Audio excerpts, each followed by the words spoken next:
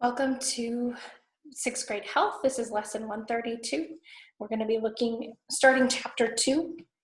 There is a quiz over the last part of chapter 1, so pages 17 to 26. And so you may pause the video and take that quiz now. Otherwise, you can take it after this lesson. All right.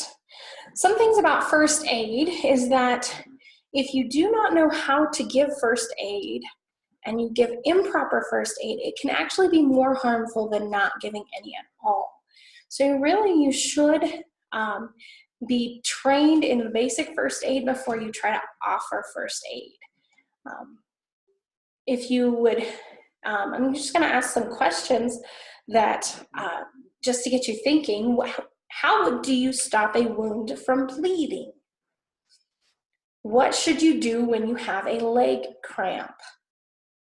Where do you place a splint for a broken shin bone? What can you do for a younger brother or sister who has swallowed poison? You might find yourself in an emergency situation one day, and having that basic first aid knowledge could save lives. It could also prevent a further injury from someone who doesn't understand the injury that they have. First aid is the emergency care given to a person who is injured or suddenly becomes ill. You don't have to be a doctor in order to give this first aid, but you should have some sort of training, and it would be, it's helpful to be able to quickly think through those things. And one of the things that you need to be sure that you do if you are ever in an emergency situation is to remain calm. And I know that that's probably the hardest thing, can be the hardest thing, because something happens and immediately your heart rate goes up. You get excited, but not like excited in a good way, but excited like nervous and unsure, and you become anxious. And so you want to help, but you don't want to cause harm. And so staying calm and keeping the other person calm is very, very key in that. So some things to think through would be who to help first if there were two emergencies at one time. This story, this little paragraph under first aid emergency care, I'm just going to read that. Olivia trips on the sidewalk and falls, skinning her hands and knees. While eating an apple, Mrs. Jones begins to choke and gasp for breath. If you were to see both of these incidents happening at the same time, who would you help first? Because Olivia's injury is only minor and can be cared for a little later, you should assist Mrs. Jones first. Choking and gasping for breath indicates a medical emergency. Without receiving immediate attention, Mrs. Jones might choke to death. You would want to help her first because her emergency is a lot more critical than Olivia, who just scraped her hands and knees.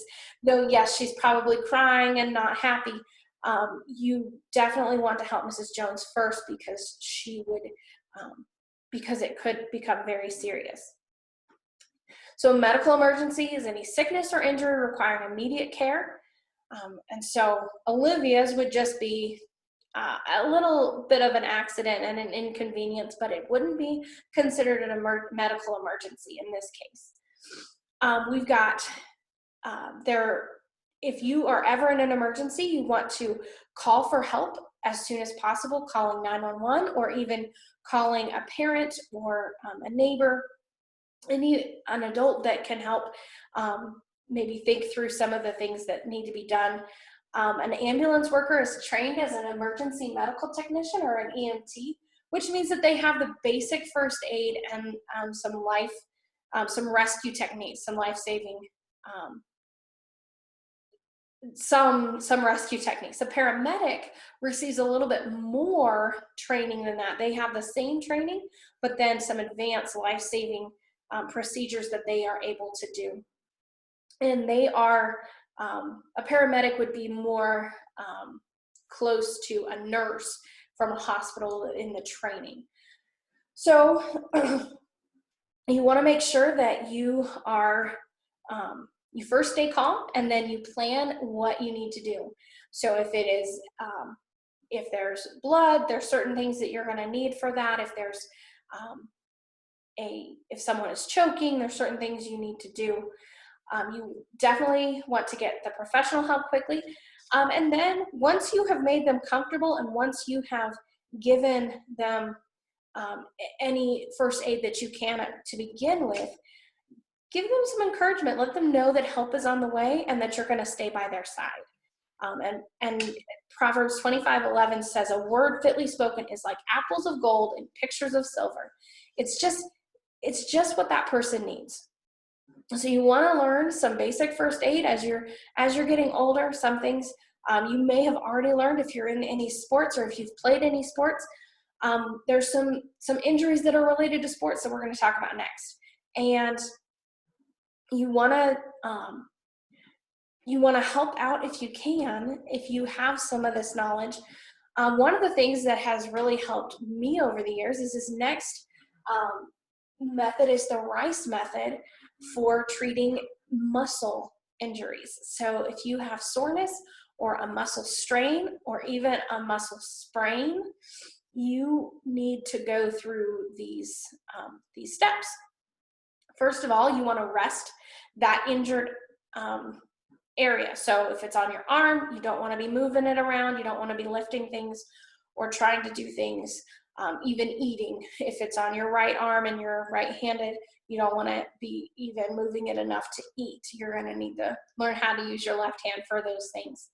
And then you want to gradually rebuild your exercise after it's healed.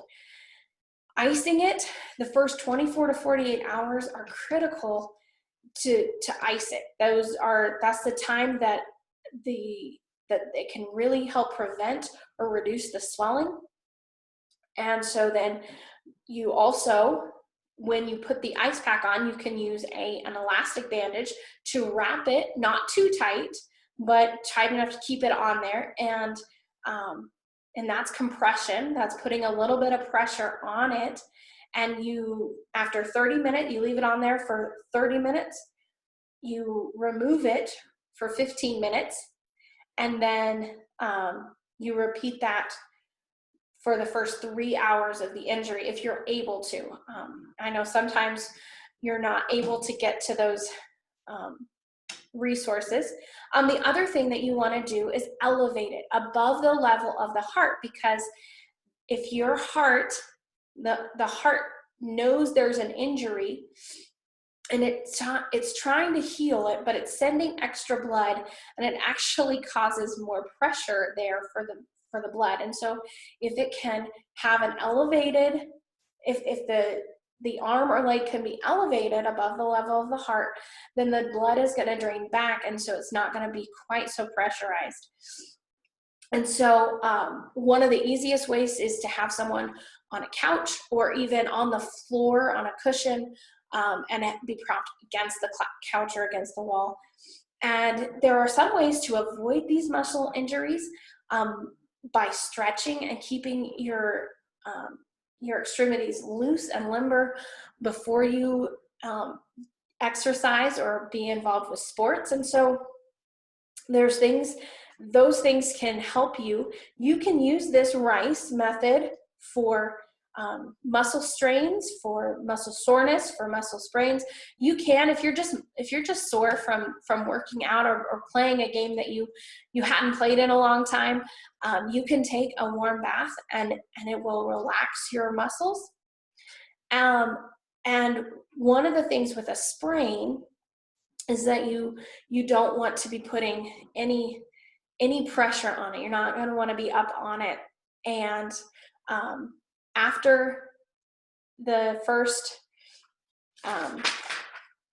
24 hours of applying ice with a sprain, you can actually then apply some heat. So either from either a hot water bottle or a heating pack for 20 to 30 minutes, just to help it to heal. And if the swelling is really severe, you should have that looked at by a doctor. And when you're exercising, don't forget that you warm up slowly, but you also cool down slowly. So taking a jog or just slowly doing, walking around or jogging slowly to gradually cool your body down. If you sit right away after you've been moving, your body just doesn't have that time to really cool down, and you can cause some injuries. Now, a safety tip, and we're going to be looking at the broken bones next time, but some sprains are hard to distinguish from a fracture. And so if you're not sure if it's a fracture or if it's a sprain, treat it like a fracture, because those are more serious. And if you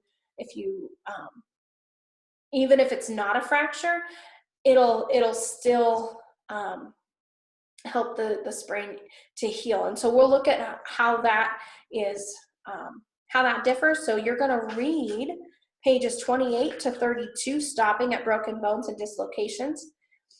And then actually for homework for this lesson is to read 32, the rest of 32 all the way to 36, stopping at be careful. And yes, they meant to do that, it's about bees.